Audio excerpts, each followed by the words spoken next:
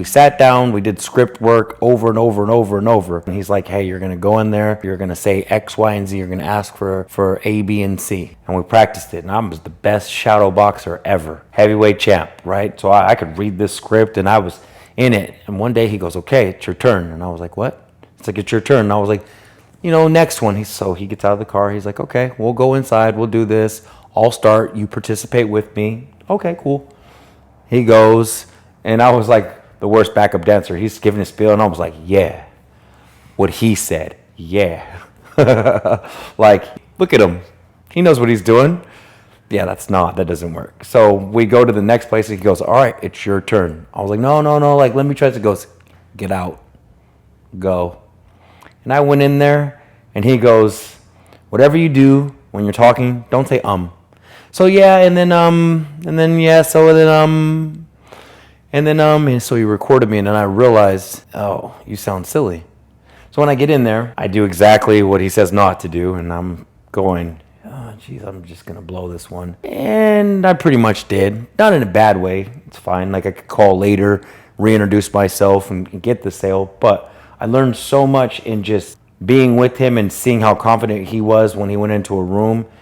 And it's funny because he gave me advice that actually didn't work. And I was extremely excited to tell him how his advice didn't work and how what I knew that what I was going to do was going to work. And I got lucky. It did. So he would advise me to, drive my nice car to work and, have on a 3-piece suit with jewelry, everything.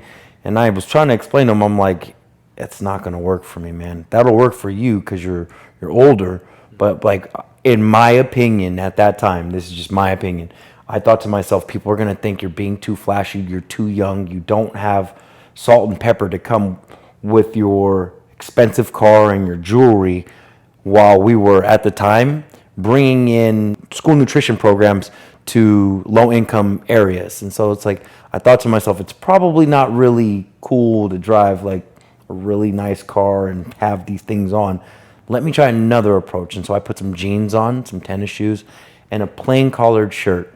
And all of a sudden, we had a new sales leader. It moved so fast, and he couldn't understand what happened. And I told him, I was like, I appreciate what you're saying to me, but I'm going to tell you that I disagree with you. Me coming in as a younger person to do this way is going to intimidate people. They're going to look at me and think, are you taking all the money, or are you here to give people money? But you, sir, salt and pepper, a lot older, very established. They're going to look at you and say, you are here and you've had X amount of years in this field, therefore you should be having all these things.